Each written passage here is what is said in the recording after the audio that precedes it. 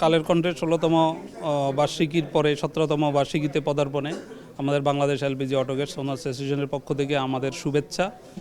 আমার অনুভূতি অত্যন্ত ভালো।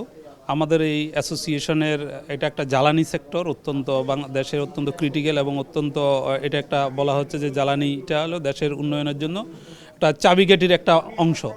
তো এই সেক্টরে আমরা যতদিন অ্যাসোসিয়েশনের কার্যক্রম পরিচালিত করেছি অতদিনই আমাদের সাথে আমাদের এই সেক্টরের সমস্যার সমাধান, গভর্নমেন্ট অথরিটিকে এগুলা রিপোর্টিং করা, বস্তুনিষ্ঠ সংবাদ পরিবেশনের মাধ্যমে আমাদের এই এলপিজি অটো গ্যাস অ্যাসোসিয়েশনের কার্যক্রমকে ওনারা সবসময় আমাদের সাথে ছিল। এই জন্য আমরা অশেষ অশেষ ধন্যবাদ জানাই। শুরু থেকে শেষ পর্যন্ত আমাদের সাথেই ছিল।